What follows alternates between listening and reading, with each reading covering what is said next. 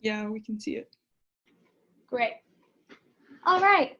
Good afternoon. My name is Fidalsa Iyer, and I'll be conducting your first session today.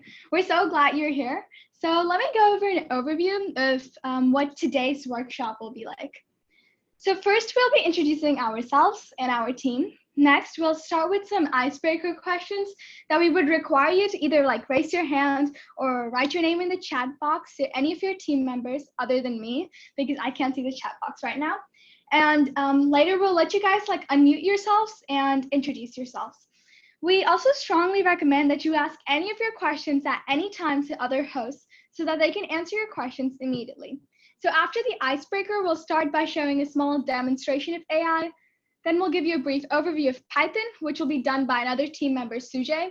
And after that, we'll discuss the history of computer science and AI and the basics of AI, machine learning, and deep learning. We'll be ending our session today with a little bit of Kahoot. So we recommend either getting another device or splitting your screen so you can access both the game and the Zoom at the same time. All right, so now I'll go for introductions. So this is one of our team members, Krish, and because he isn't here today, I'll introduce him. So he's 15 years old, a rising sophomore at the Harker School in San Jose, California. His passions include computer science, machine learning, and math. And in his free time, he enjoys playing soccer and competing in debate and Model UN conferences. So Sujay, could you introduce yourself? Yeah. Hi, my name is Sujay Sundar. I have about 1 year of experience in machine learning and artificial intelligence, and I have experience in many different areas of computer science, including Python programming, machine learning, app development, and I'm really excited to be here and teach and explore the concepts of machine learning to all of you. And in my free time, I like to play basketball and chess. So yeah. Rebecca? Hi, I'm Rebecca. You might have heard me in the beginning, but I'll introduce myself again. So I'm a rising senior at Nashua High School South, and it's a high school in New Hampshire. And some of my interests are computer science, specifically machine learning and app development. And in my free time, you can find me playing soccer or just scrolling through TikTok. So yeah. Yuvraj? Hey guys, my name is Yuvraj, and I'm a rising sophomore at John Shep High School in Loudoun County, Virginia. I'm really interested in the section of machine learning, and I've been doing Python for 3 to 4 years now, and I'm really interested in app development and have been doing machine learning for the past couple of months. I'm really excited to teach you guys all the concept of recurrent neural networks in the last session of this webinar. And some of my free time hobbies include doing Model UN animations and playing basketball with my friends. Claudia? Hey, my name's Claudia. I'm a rising senior, and I have a decent amount of experience with computer science. I run 2 coding clubs in PA, and I'm really excited to be here and help you guys out with this. My other interests are astronomy and musical theater, and I'm really excited. All right, I'm Adolpha Iyer. I'm from Texas, and I'll be with you for this session and the fourth one. I'm an environmentalist and a debater, and I'm extremely passionate about AI, and I can't wait to teach and learn more over the course of this month. And we're all from Girls Computing League, which is a huge organization, and we urge you to check our website if you haven't already. Okay, so these are some of the icebreaker questions, and just to demonstrate, I'm gonna actually have all the team members do these icebreaker questions as well. So I'll start. My name's Fidalsa. I'm gonna be a rising sophomore at Liberty High School. And you can answer either or for the third question. So I'll go with the second part. Right now, I'd be Rapunzel because just like her, I'm also stuck in quarantine in my house. And I'm really excited to learn more. So Sujay, Rebecca, any of y'all?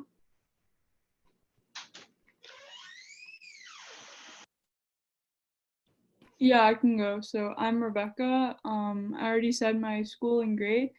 And if I was a fictional character, I would probably be like Harry Potter or someone from Harry Potter. It was just like a pretty interesting figure when I was younger and growing up.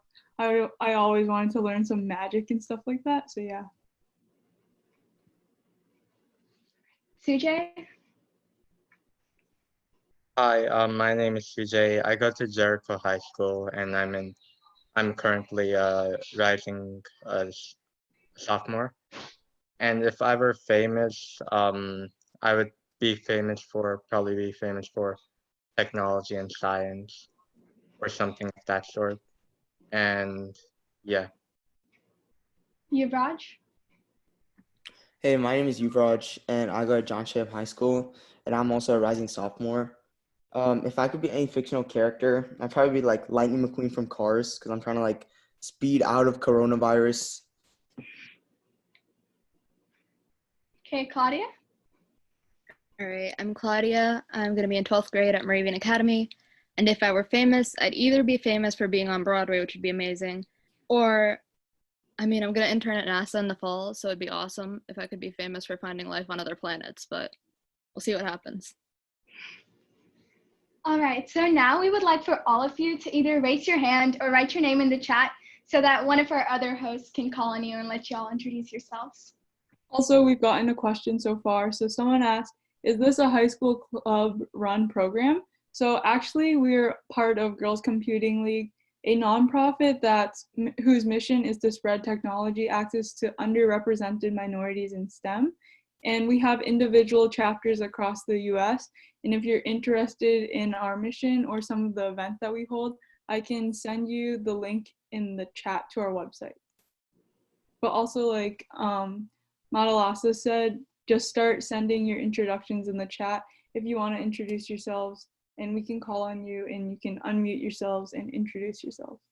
I think somebody raised their hands. Kennedy? So Kennedy, if you want to unmute yourself and introduce yourself, that'd be great. Hi, my name is Kennedy Waymeyer. I'm a rising junior at Choate Rosemary Hall in Wallingford, Connecticut. If I was famous, I mean, it's hard to say. I would like to be famous for like research and natural language processing. Yeah. Nice to meet you. Yeah, so we'll be going through natural language processing in our last session. So yeah, it's Yeah, a really with natural language processing, we're gonna actually be doing sentimental analysis to figure out like the connotation of the word. So excited. yeah. And if anyone else wants to go, you can raise your hand or type in the chat.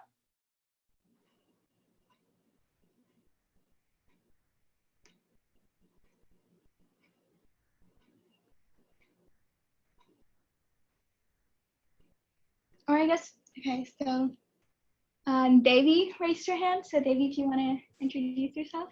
Yeah, my name is Davy, and I'm from Metro Early College High School in Ohio, and I'm a rising senior.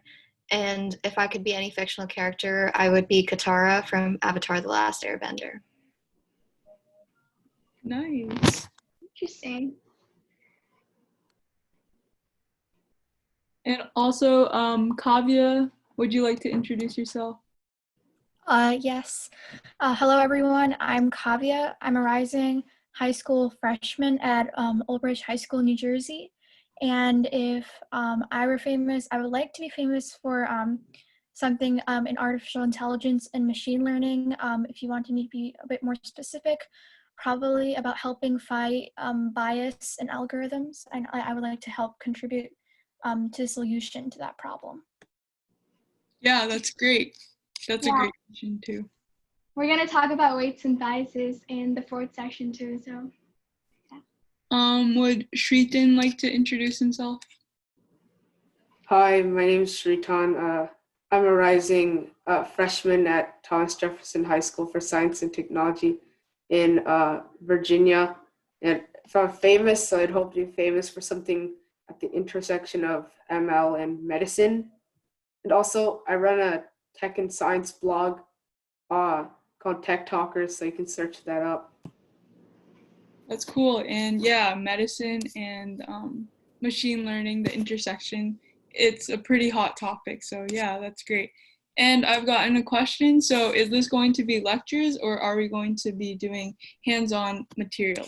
So for this session, we'll talk about like the overviews of each session, but this session will mainly be an introduction to ML and stuff like that. But for the future sessions, there will be hands-on coding, and we'll be using Google Colab notebooks so that you guys can run the code yourselves.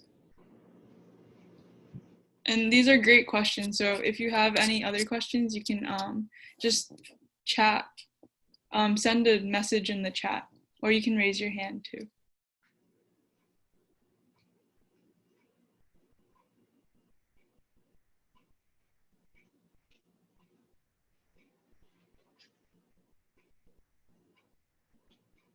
So if no one else wants to introduce themselves, I think we could continue. Okay, now I guess we'll continue. All right. Now we're going to show a small demonstration of how AI actually works. So here are 3 different categories: snaps, crackle, and pop, right?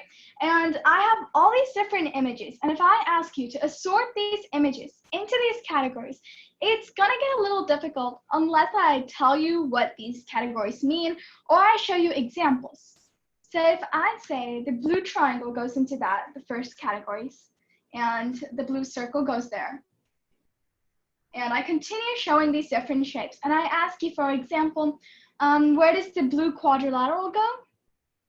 And I don't mind answers in the chat, but in the effective time, I'm going to tell you that most people will say that the blue quadrilateral goes into snap because people will assume that it's categorized based on the color. However, I can also categorize them in a different way. I can say that snaps will be all the quadrilaterals that are, or all the shapes that are have less than 4 sides. I can say that crackles will be all the shapes that have 4 sides or more, and the pop will just be miscellaneous or other shapes.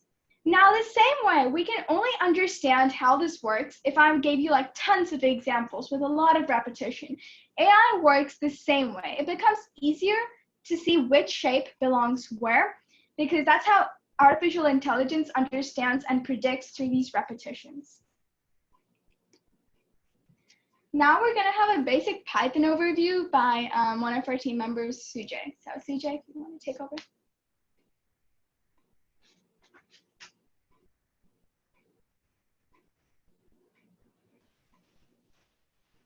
Sujay, do you want to take over for the Python interview or intro? You were having a bit of trouble.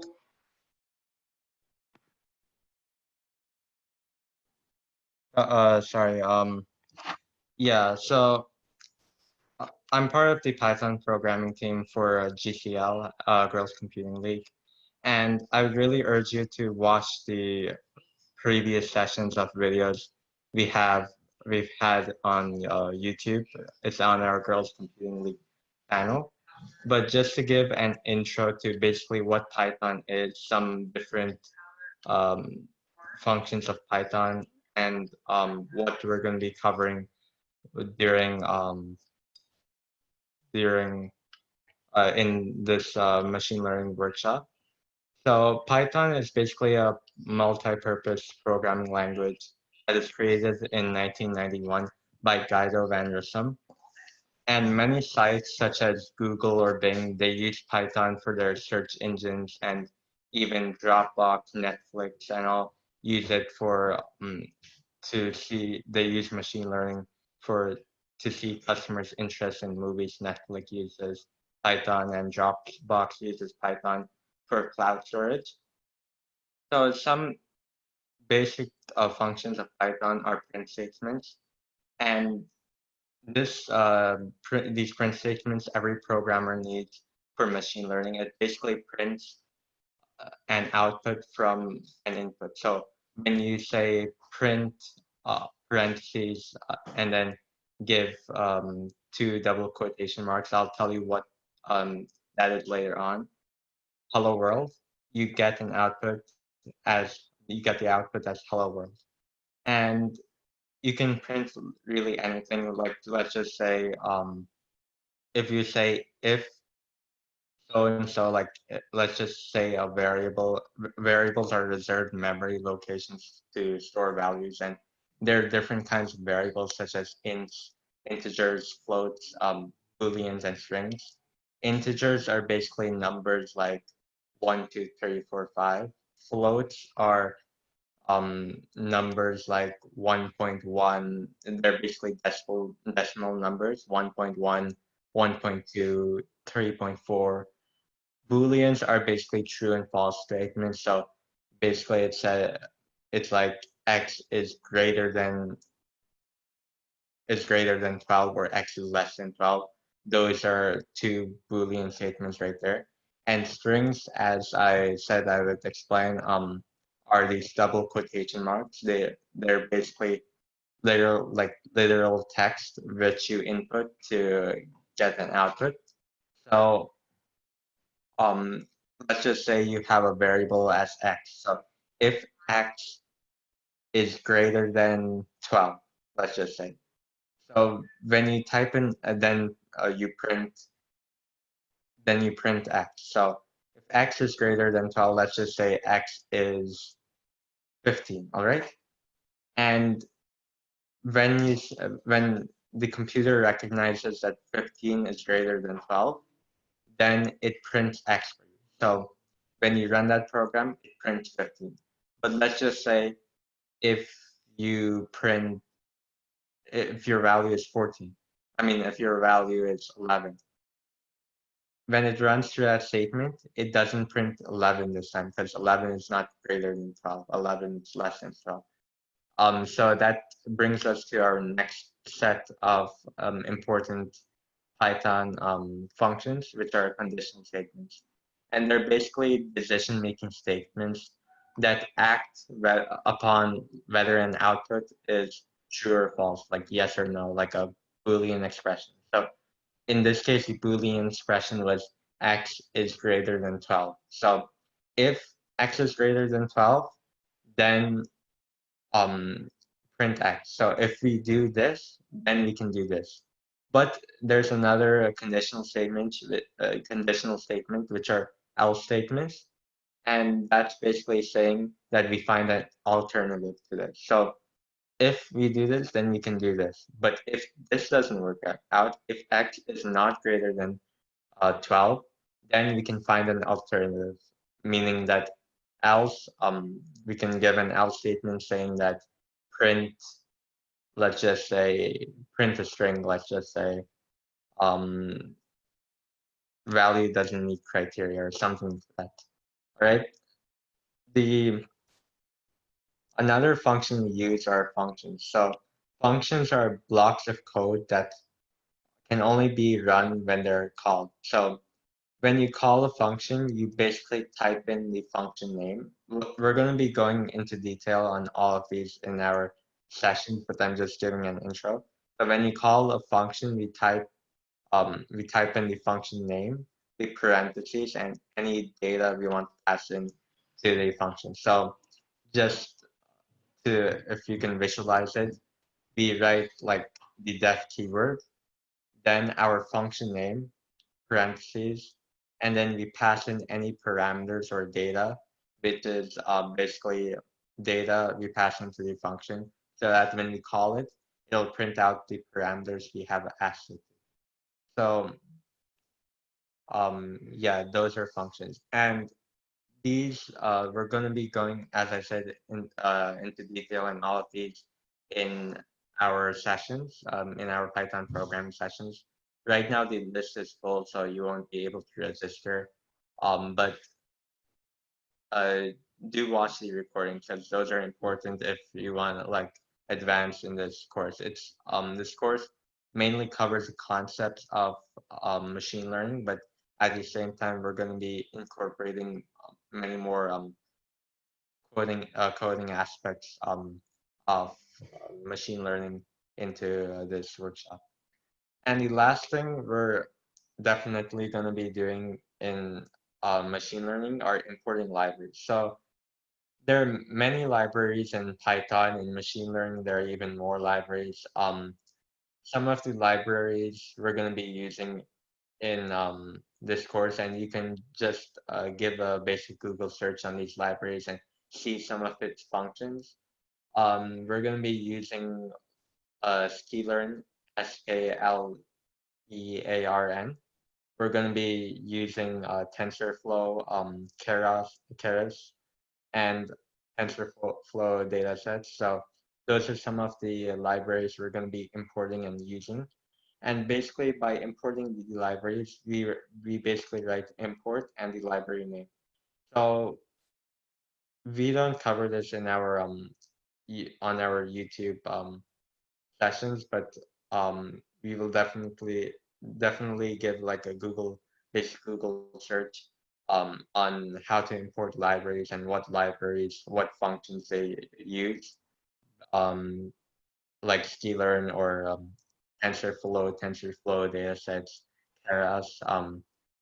Just try searching it up and just explore around with it. Maybe go on Google Colab and try importing some of those libraries and writing some functions with those libraries. But try to just play around with it, and you'll get the hang of it. Yeah, thank you, Sujay. So I'm gonna launch a poll right now, and I think I launched it. So I was just wondering how familiar you are with Python and other languages, because this is a pretty diverse class for skills. So we wanted to make sure everyone is, this course will be like constructive for everyone. And we wanted to give a Python introduction because we're going to be using Python for machine learning, like Sujay said. And yeah, so the poll is being filled up right now. So that's great. So I think almost everyone voted. So I think I can end the poll and share the results. So a lot of people, I think the majority is, you know, a little bit of Python, and that's great. So yeah, we'll be going more into depth with Python as we go along through the workshop. I just want to add something else. The reason we're using Python for machine learning is because, as I said, Python is multi-purpose. It can be used for machine learning, web development, cloud storage, anything it can basically be used for. There are other languages in which we can use to code in machine learning. But Python, it's like really known for its trustworthy nature. It's like really trustworthy.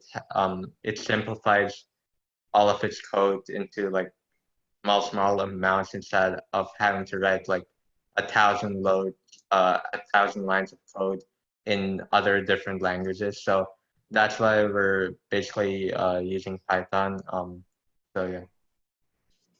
All right. Thanks, CJ, for that. Okay. I'm just making sure you guys can still see my screen and hear me all right. Yeah. Great. So now let's take a step back into the past to cover a little bit of history of computer science. So in the past 60 years or so, computers have migrated from like room-sized mega boxes to the desktops and the laptops and to the things in our pockets we have. But the real history of these machine-assisted human computation goes back even further than that. So thousands of years ago, people needed a better way to do mathematical calculations like addition and subtraction. So they invented the abacus that you guys see on the left here. And this is a wooden rack containing rows of beads. So these calculations were made by moving beads on the rack to like the left or the right, and they're still in use today. And John Napier from 1550, he's a Scottish inventor of logarithms, and he invented these Napier rods on the bottom.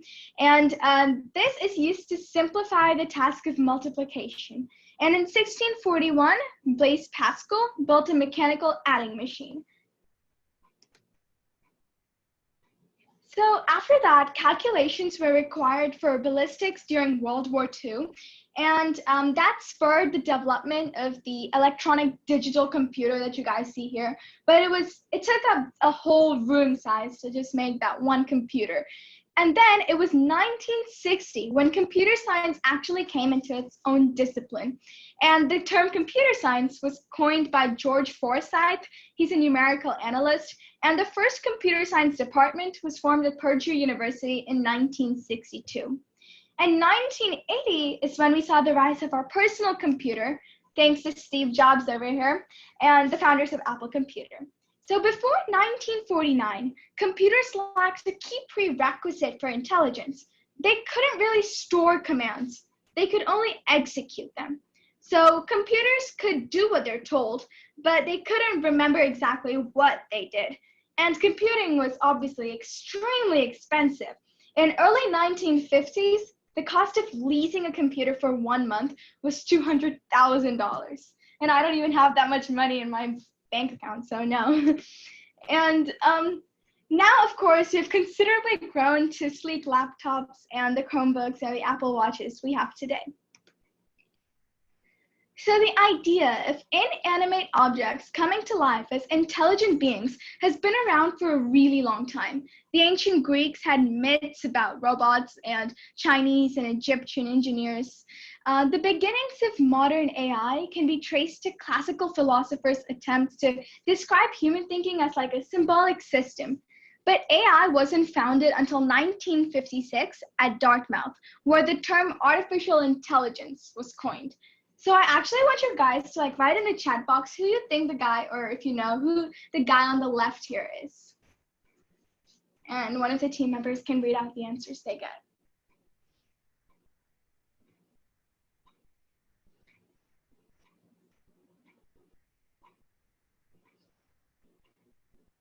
So we've gotten a few answers. A lot of people think it's Alan Turing or John McCarthy.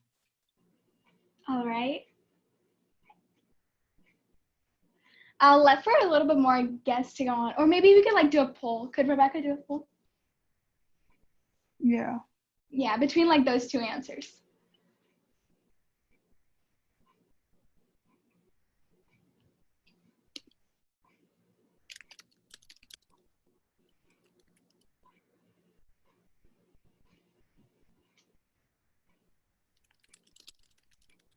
Right.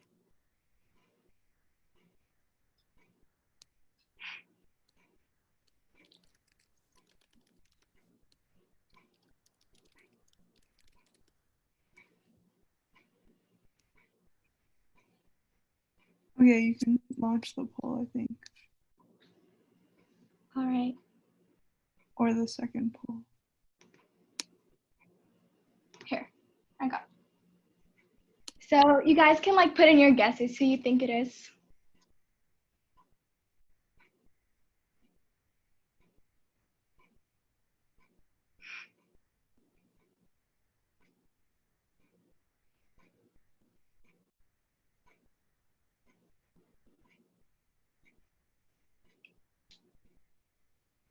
So most people are voting right now, and I'll end the poll once almost everyone has voted. Okay, I think everyone has gotten a chance, so. So yeah, most of the people are correct. It is Alan Turing on the left over here. And so I was gonna ask, who technically decides whether the device I have is AI or not? That would be the person you guys correctly guessed, and that's Alan Turing. So he created something called the Turing game. So what is the Turing game? So suppose that we have a person or an interrogator, and we have a machine and a person here on the other side. So the interrogator is in a room separated from the person and the machine, right? So the object of the game is for the interrogator to determine which of the other two is the person and which is the machine. The interrogator doesn't know who the person and the machine is. And the object of the machine is to make sure that the interrogator gets confused who the person and the machine is. And the person has to do the exact opposite.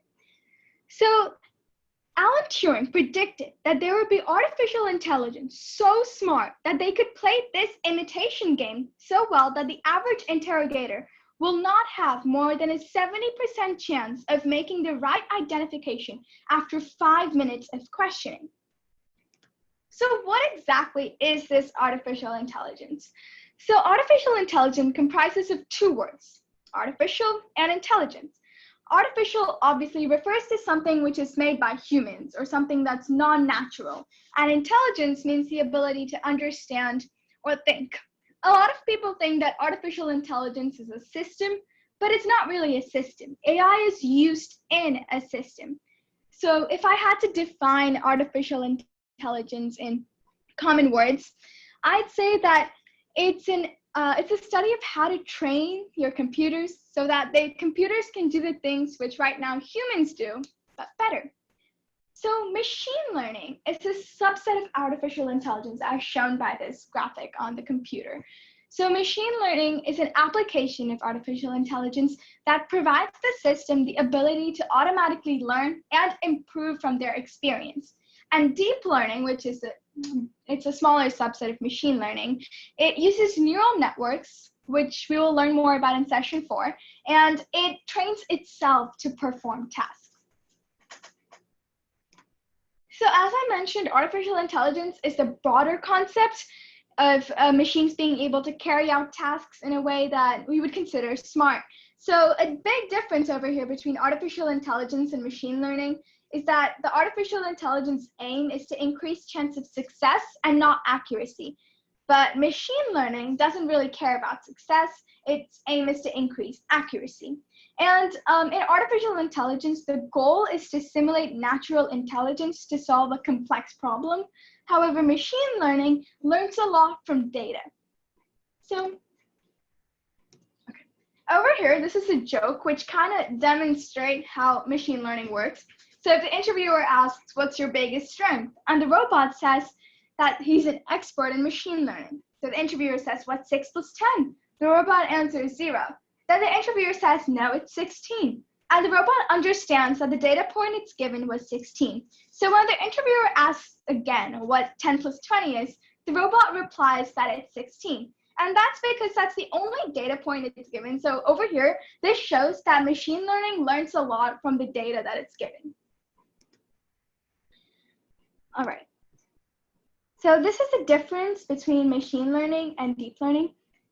So as you can see here, machine learning uses algorithms to parse data, learn from that data, and make informed decisions based on what it's learned.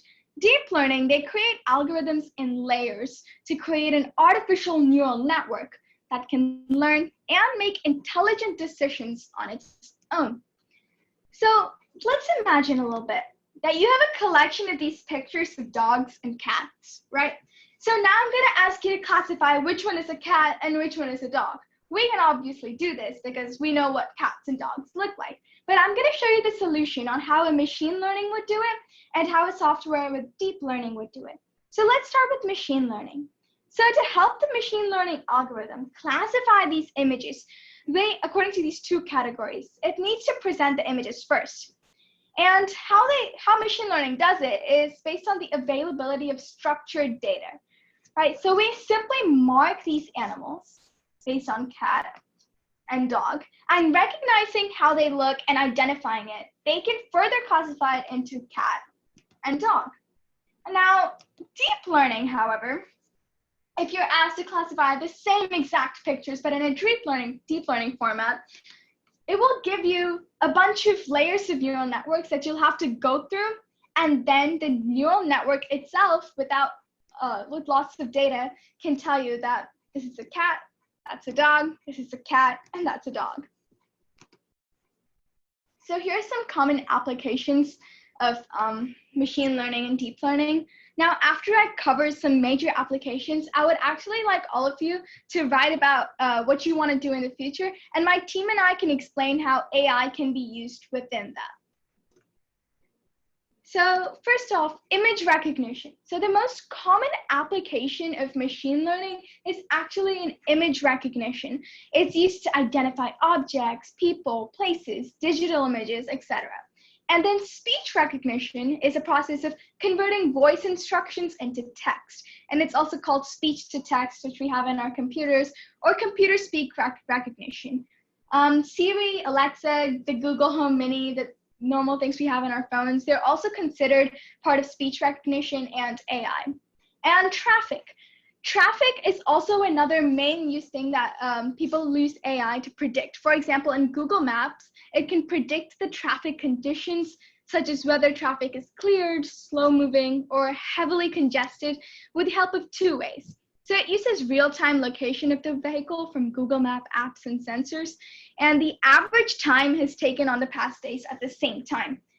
One more application of machine learning, like Rebecca mentioned, that's very common is in the field of medicine. So for medical diagnosis, machine learning is used.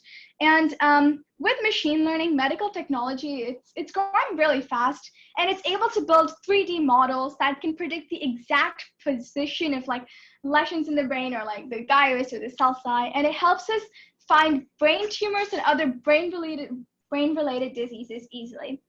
So in the chat box, just let us know what you would like to become in the future, and we can discuss what the future applications for AI would be in that field.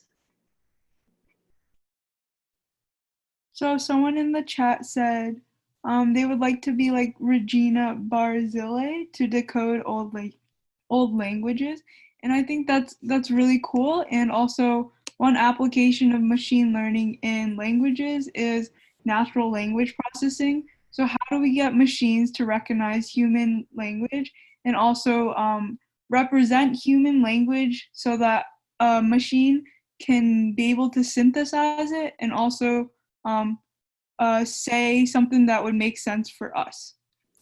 And also, more people in the chat are saying they'd like to go into bioinformatics and becoming a doctor and stuff like that. So that's great. And machine learning has a lot of applications in these areas. So one of the main things in bioinformatics is DNA and gene sequencing. And right now there's gene sequencing is a hot topic in AI.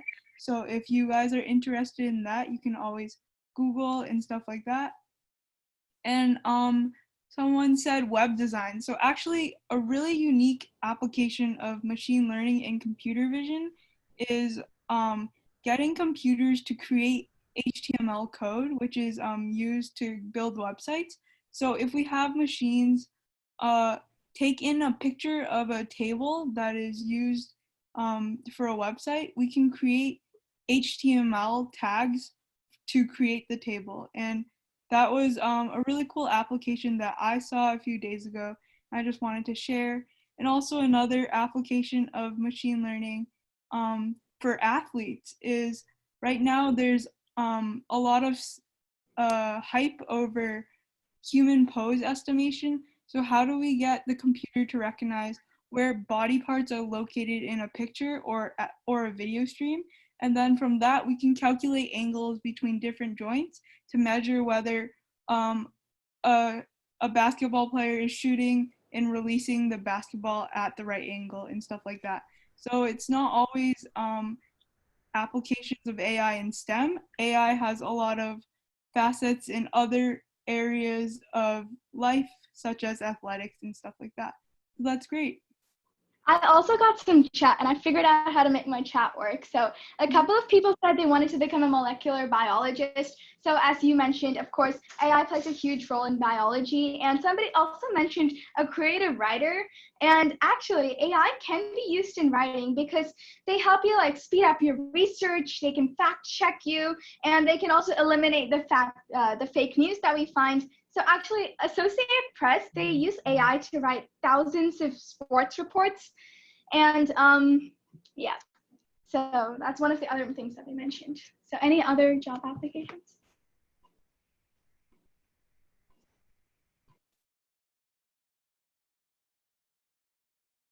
Oh yeah, so someone said they want to work in NASA as an astrophysicist. That's really cool. And right now in for space exploration and stuff like that, a lot of like satellites, they get signals, and we can use AI and machine learning for signal processing. A lot of the signals that they do receive, there's a lot of background noise and stuff, so you can use machine learning to essentially denoise your samples and to make it more applicable to use for other areas. So yeah, these are great responses. Yes. Okay. So let's continue. So these are some statistics of how AI is used in our society and the prevalence of AI in our society, right? So over 37% of our organization have implemented some form of AI or the other. That's about a 270% increase over the past 4 years. And 63% of the people prefer talking to a chatbot over a real human when communicating with the business because it replies much faster. And the demand for AI has doubled over just the last 2 years. So one of the really big categories that people usually want to go into and that can be used with AI is business. So AIs help improve customer experience. They help analyze experiences and understand the common issues for the customers. They give you real-time information to make accurate decisions. They refine hiring processes. They understand the marketing campaign. And of course, they enhance the security. And there's so much more applications of AI in business if anyone ever wants to create a startup. So over the course of these sessions, we will be using TensorFlow. It's a free open source software library for data flow, and it helps you program across a range of tasks. So we're going to use that with Python. And we're also going to use Keras, which is also a neural network library, which is written in Python. It's capable of running on top of TensorFlow, and it helps you enable fast experimentation with deep neural networks. So this is a course agenda of what we're going to be doing over these sessions. So in our first session, we're going to do an introduction of machine learning and AI. And in our second session, we will learn about two simple yet powerful machine learning models, the linear regression and the logistic regression models. And we will apply these concepts to predict heart diseases. And in session 3, we'll be introducing new models such as the decision tree and the random forest models to predict handwritten digits. Additionally, we will explore methods to increase the prediction accuracy of these models using feature selection. And in session 4, we'll be introducing the basics of neural networks and also discuss weights and biases. In session 5, it's going to be about transfer learning. And in this session, we explore the concepts of transfer learning, how we use it, and the difference between inductive learning and inductive transfer learning. We will also explore examples where transfer learning is used. And in session 6, you will learn how to improve your neural networks. You will learn a variety of techniques such as regularization, hyperparameter tuning, dropout, and so much more. And in session 7 and session 8, they'll be teaching sessions consisting of RNNs, recurrent neural networks, and they'll go through 2 scenarios, sentimental analysis and stock market predictions, and they'll explain in depth how these neural networks work and how there are a plethora of ways to apply them in real life situations. So now we're actually going to play a Kahoot, and we want all of you to take part in it. So you guys can either split your screen or get another device to play this Kahoot in. So let me know if you guys can all see my Kahoot screen. Can you all see it? Yeah, I can see it. All right. So we urge you to write this on the Kahoot, and we'll wait for all of you guys to join in the pin.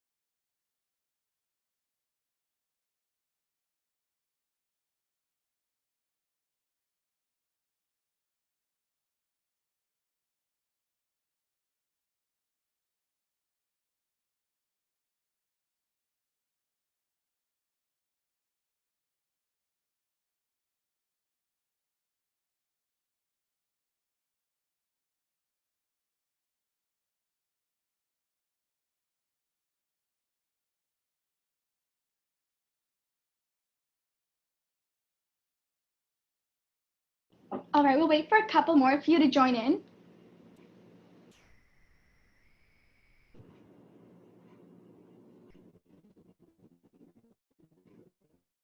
Oh, and Kavya has written to me and she says she's working on an AI research project and with several high school students, and she's predicting the risk of catching COVID-19 based on certain factors. And some of the models they use is based on linear and multivariate regression. And wow, that's amazing, actually. And next session, Rebecca will be with you and she'll be teaching you linear regression. So that's really amazing. Good job. Yeah, that's great. That's a great application for linear and multivariate regression. Since like COVID is such a applicable topic today. So yeah, that's great, and I'm glad that you have some background knowledge on linear regression, and we'll be exploring more tomorrow, and we'll go more into depth about logistic regression, which is another model that you might encounter in machine learning. All right, I'm gonna start it, but I want any of the participants, if they're still working on it, please like message us so I can wait for a little bit longer. But if not, I'm gonna begin, but please let us know because I think we're missing 10 of you guys.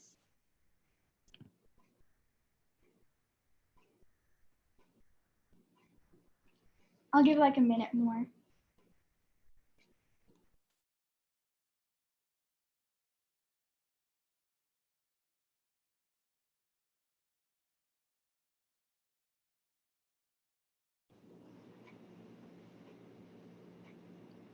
All right, I guess I'll get started.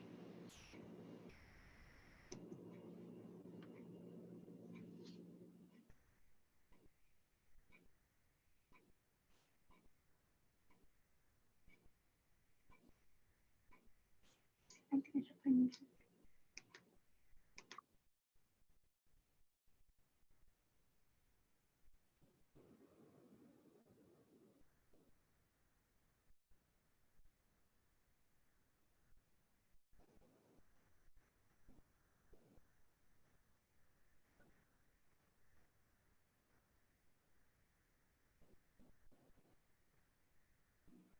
Hey, good job.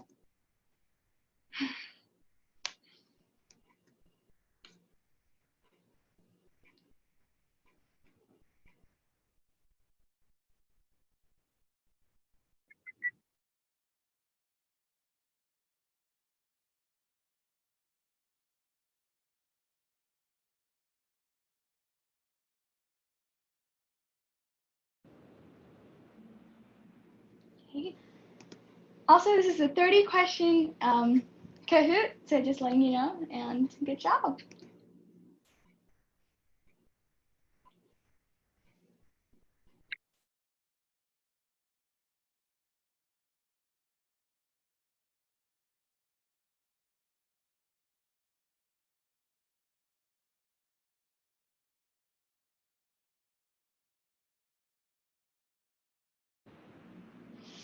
Yeah, so we accepted both these answers here. So it's used in natural language processing as well as sentimental analysis. So good job.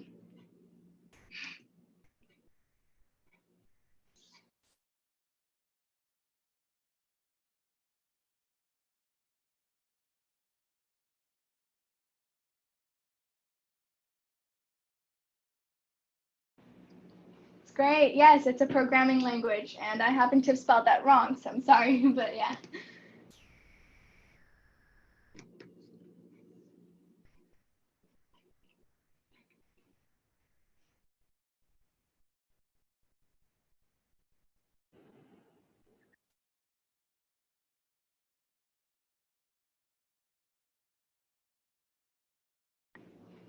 Yep, that's correct.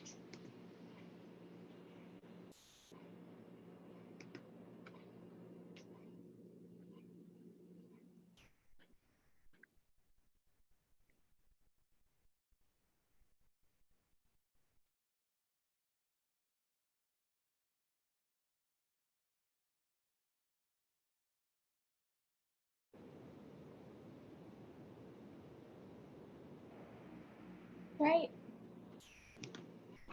It does get harder, so you guys might want to watch out for that.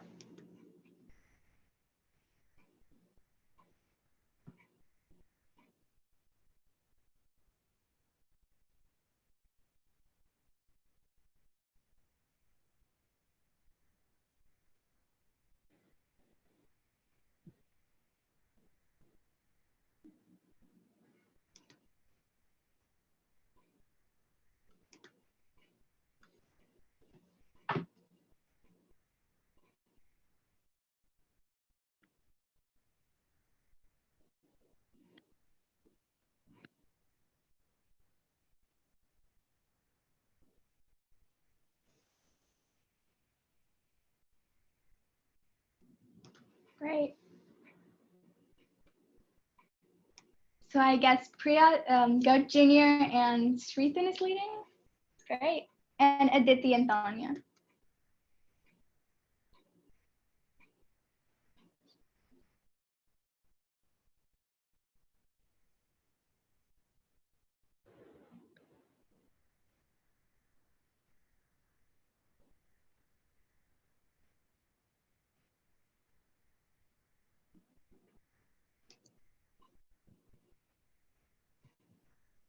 Wow, good job with your streak.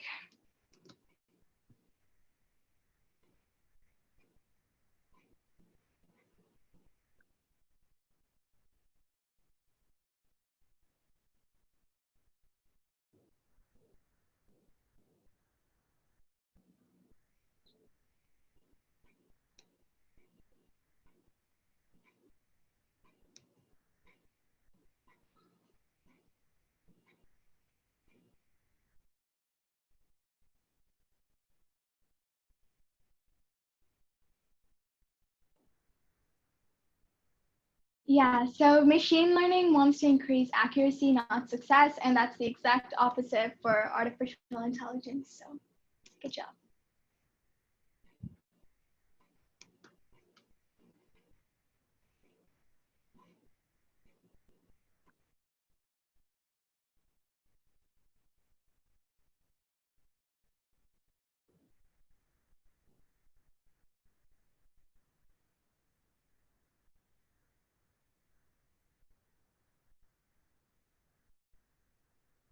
Oh, he got that right. That's great.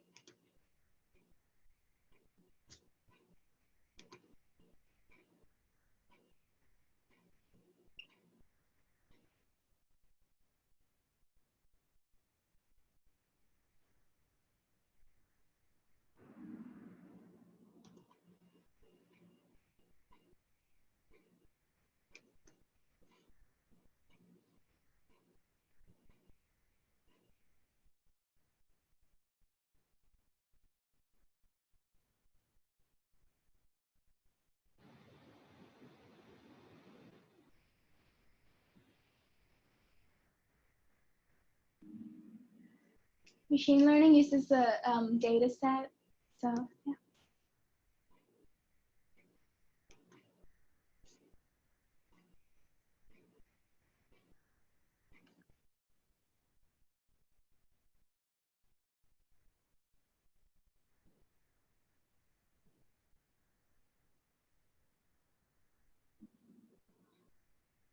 Correct.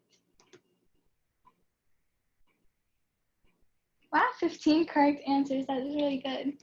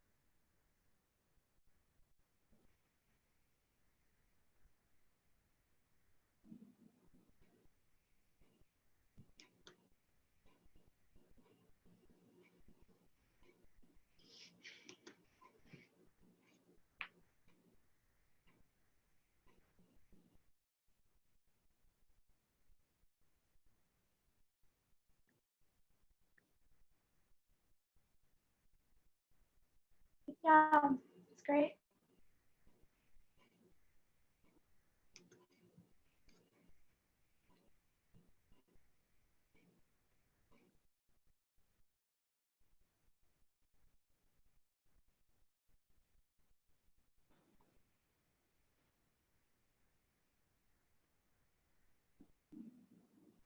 Yep.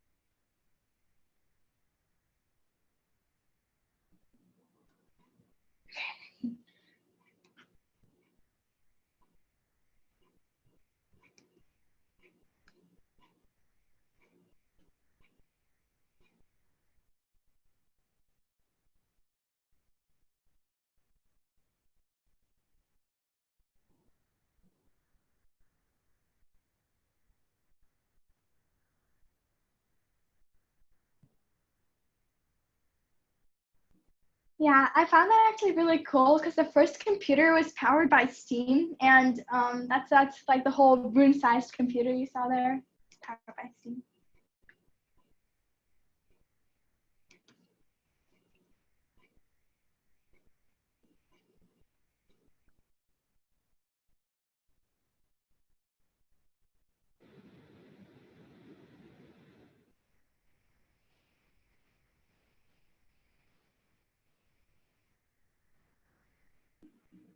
Yeah, so both those answers are acceptable.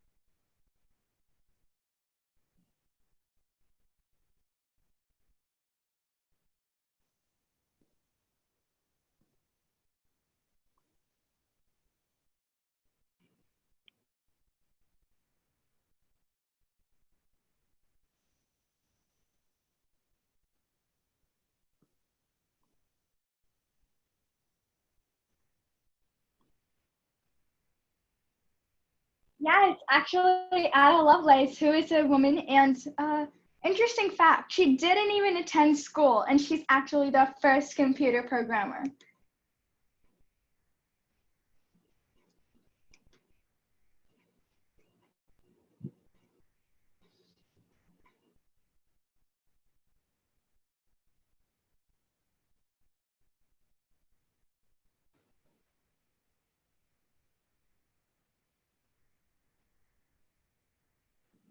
Yep.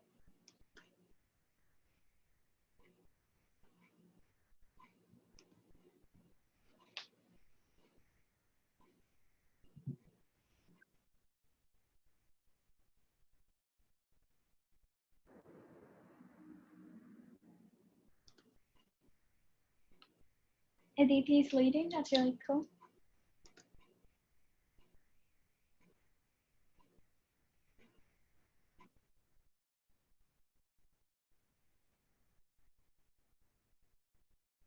Yeah, so AI is not a one-size-fits-all solution. It has to be given data sets.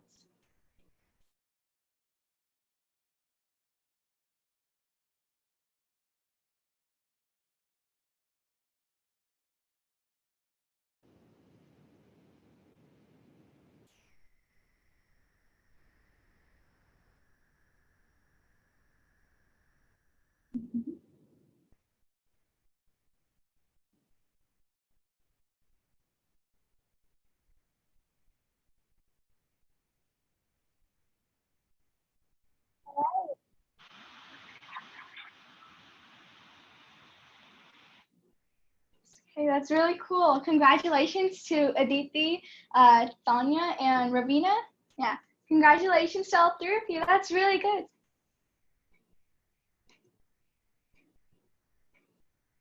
All right.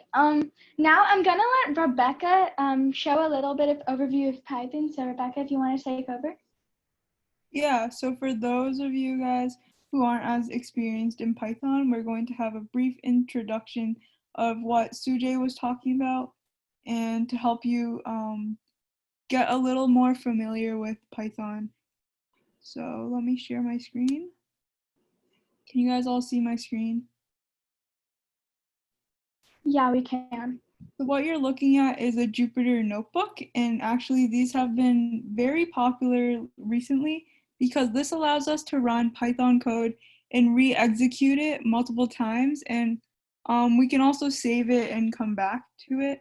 So like Sujay said, the most basic command is the print statement. So we can do print, and then we always have the quotes. And then in the quotes, this tells us what we want to print. So the basic one is hello world. And then if we run it, it prints hello world. So now we're going to talk a bit about variables. So if we want a variable, we do the variable name. So in this case, I'll do X. And then you must have an equal sign, and then we set it to a value. So now if I run this and I do X, I run that cell, it outputs 10. Because right now, 10 is being stored to X. And a little bit about data types. So this, the hashtag is a comment. So the computer won't recognize and read what's after the comment, after the hashtag. This is just so we understand what we're writing or what we're coding. So I might say this is a int. And then the hello world is a string. And then some other types of data types are Boolean. So Boolean would be true/false. And this is how we can evaluate expressions. So if we had so remember X is 10, so X plus 1 is less than 8, and this should return false because this would evaluate as 11, and 11 is not greater than or less than 8, so the computer returns false. And now for some basic for loops. So for loops is when we have a data structure such as a list. So like shopping lists and other stuff, lists are formed between elements. So now we have sample, or I'll call it my list. So this is the variable, and usually the elements in a list will be inside brackets. So let's say my list is what my grocery list. So let's say I want ice cream, pizza, and tacos. So this is my list. So we can, this is called the for each loop. And so for loops basically say I want to perform some task on each element in my list. So for each means we want every item. So and to declare a for loop, we write for, and then we write the item that we want. So for food, and that tells us in my underscore list. So what the computer does here is it looks in our my list variable, which is up here, and it will say, okay, so for each item, which we're calling food, we're going to do something with it. So let's print the food. And so do you see how up here I have quotes, and this one I don't have quotes? This is because this is a string, while in this case the food is a variable. So if we do this, it will print every item in our list. And we might want to do so one thing I wanted to say before that is Python runs by indentation. So the computer, so if we want something to run within our loop, we have to indent our code properly. So usually we just click tab, or also Jupyter Notebook indents for us. So when I hit enter, it will automatically go into here. And say if I want to exit out of my for loop, I just click backspace, and then I'd go down. So if you guys also want to run this on your own computer, you can get a Jupyter notebook up if you have Python installed. But Python, you don't have to have it installed for this class because we will be using Google Colab. So you guys can also run it on a Google Colab notebook. And if you don't know how to do that, you can go to Drive, and then when you're creating a new file, there should be an option for Google Collaboratory Notebook. And you might have to install some dependencies on there, and we'll go through that next session. But this is just a quick introduction for the people who might not have Python experience before. So now another type of conditional is the if statement. So let's say we have a list. Let's call it numbers equals list of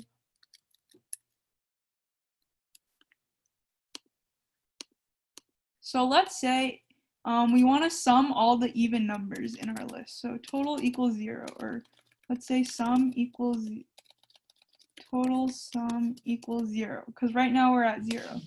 So we're going to want to do a for loop like before, because we want to get each item in the list. So we do for num in numbers, because numbers is our list, and then we always need a semicolon afterwards.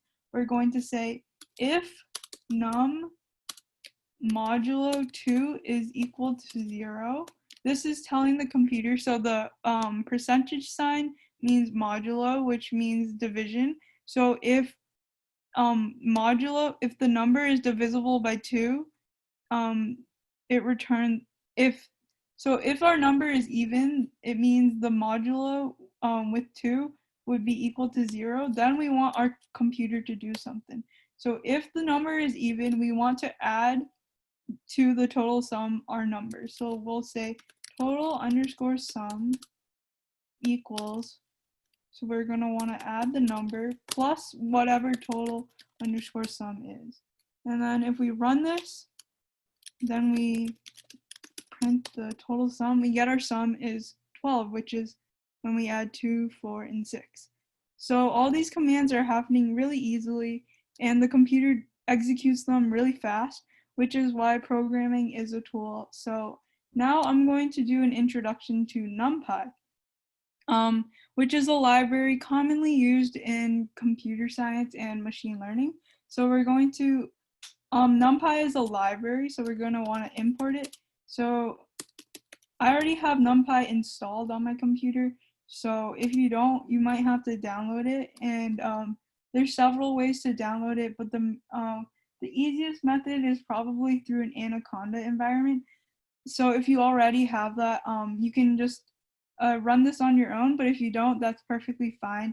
You can just look on my screen, and we'll be running it on Google Colab tomorrow. So no worries if you can't. So import NumPy as np, and now when I ever want to use NumPy, I can refer to it as np. So let's make sure everything runs. Great.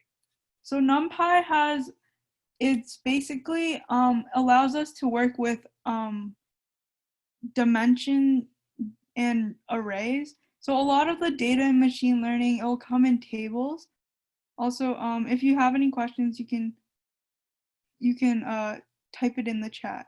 And yeah, you can also install NumPy using pip, which yeah, we won't go into too much details right now, but it's another way. So NumPy basically stores arrays, and if you think of like a table for data, you always want it as a table. So we might have a 2-dimensional array, a 1-dimensional array, and with images, we're going to have like a 3-dimensional array, because we're going to want RGB values, which are the numbers that form, which are the red, blue, and green pixel values for each pixel in the image.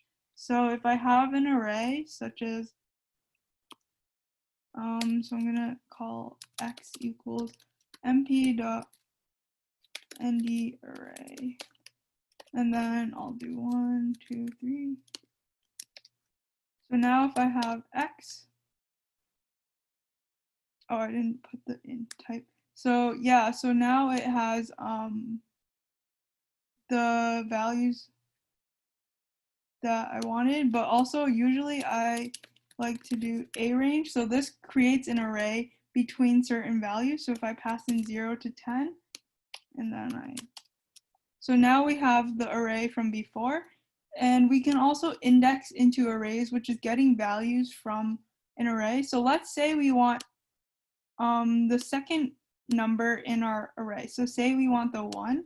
So indexing in arrays in Python is interesting because the first index isn't 1. So the indexes actually start from 0.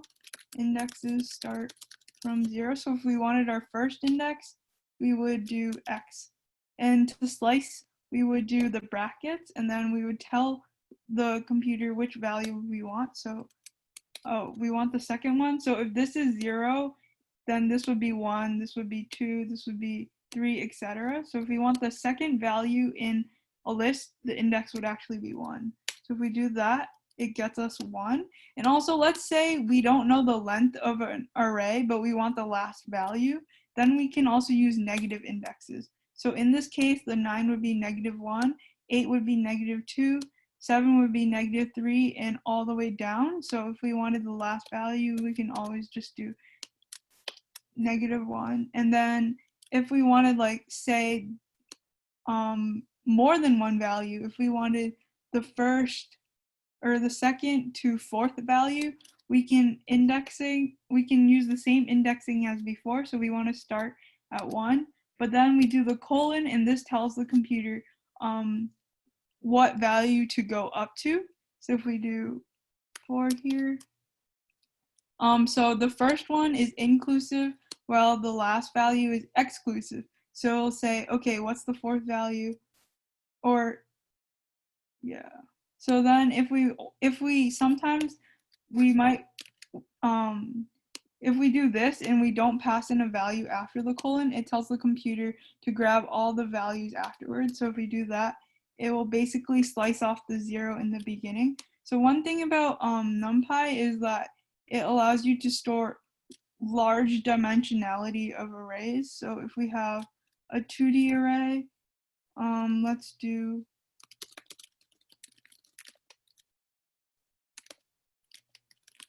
so reshaping an array allows us to change the dimensionality. So now we have 10 rows and 3 columns. So likewise, we see this is one row, this is another row, this is and etc. And then this is a column, this is a column, and this is a column. So we would say the shape for this is 3 or 10 by 3, which the first number represents the number of rows, while the second number represents the number of columns. So indexing into a 2D array is a little different. Well, it's kind of the same, but if we wanted, like, the first, let's say we want 16. So what we want to do is find what row and what column it is in.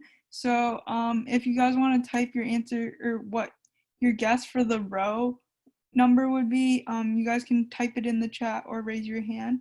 So just a reminder, the first row starts with a 0, and then we progress down from there. So if we want this row, you guys can type your answer in the chat, or I can continue because we're running a little low on time today. So this would be the 0th row. This would be 1, 2, 3, 4, 5. So the first number would be 5 because that's a row. And then we do a comma, which tells the computer, okay, we have another dimension in our array, and that's what we want. So if you guys want to type what the column would be in the chat, that would be great. So we're wanting the 16.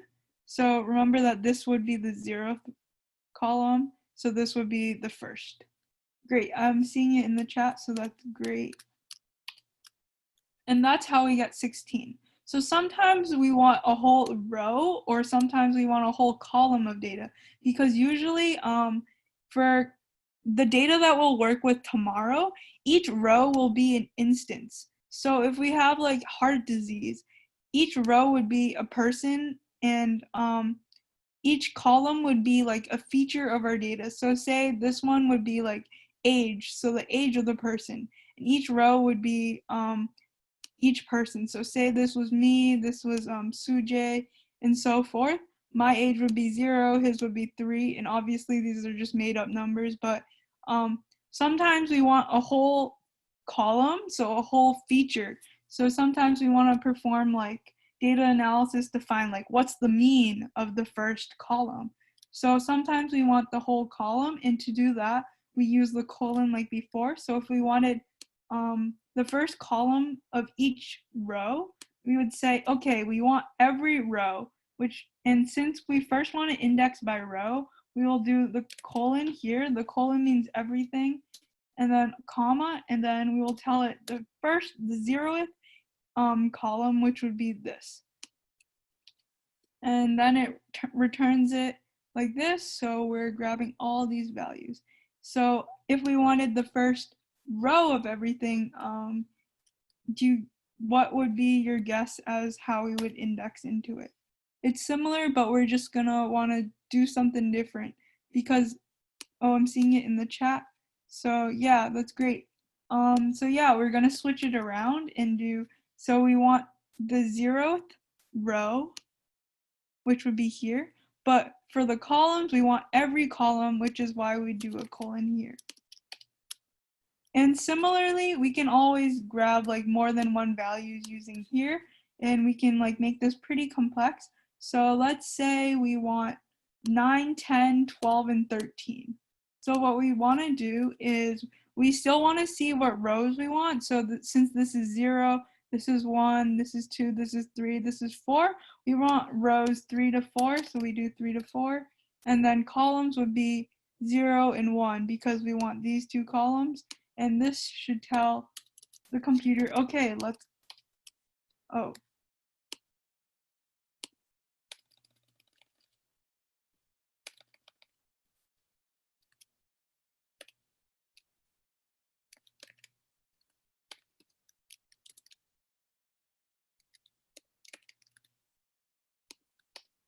Oh, so yeah, so sorry, it's going to be exclusive.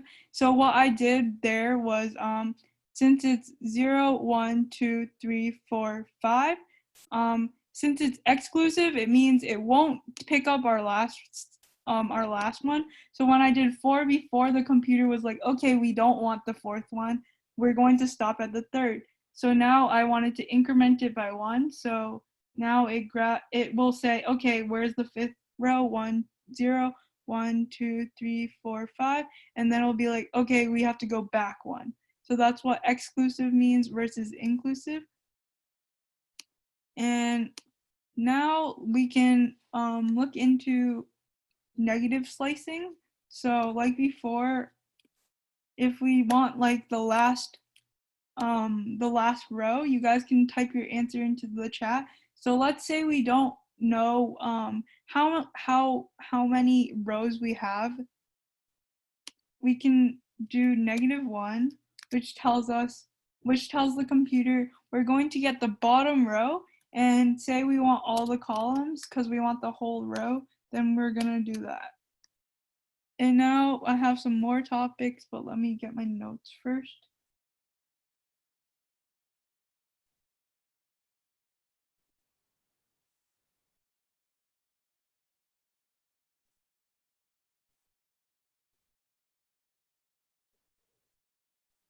So sometimes we might have a really large array. So once again, we're going to do a range, which tells NumPy that we want all the numbers within a range. So let's say if we're starting at 0, we don't need the value, but let's say I want to start at 1, and this will be inclusive.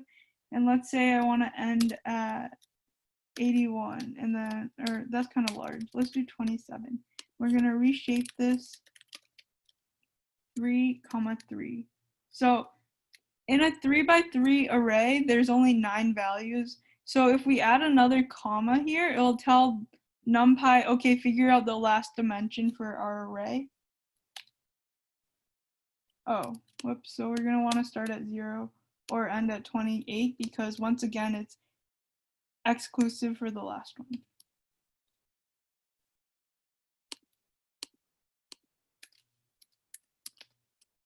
So now if we print it, now we have, so it might be a little hard to visualize, but now we can think of it as a stack of 2D arrays. So if we have like each like 2D array as a sheet of paper, we can think of it as a stack of paper. So let's say we want a slice.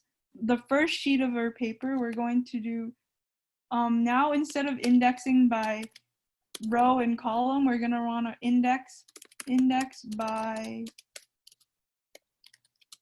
sheet and then row and then column. So before we were just doing row and column, but now we want to index by sheet. So if we wanted the first whole sheet, we would do 0 because that would be the top. And then since we want every row and column, we're going to want to do the colons.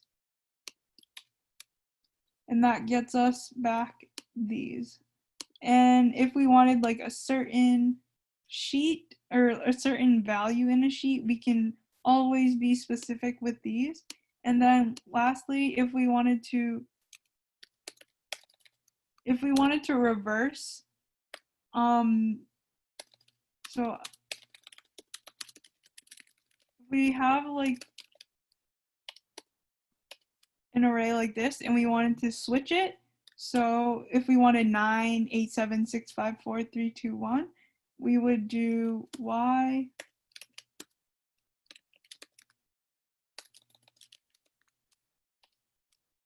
So this tells the computer, this command tells the computer to reverse the sequence. And this is really helpful when we have images. So images, we have RBG, and this correlates to the red, blue, green pixel values, and usually we'll store these similarly to this. So for each pixel, if we view our image,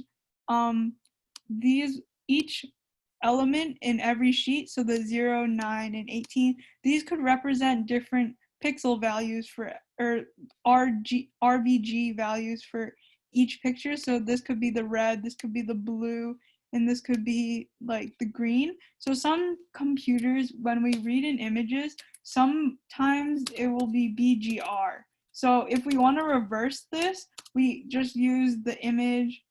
So if we have an image, we're gonna do this because it's sheets. So we want all the sheets, all the rows, and then we're gonna want to go like that. So this would reverse all the values so that it would switch BGR into RGB, which is most commonly used in machine learning.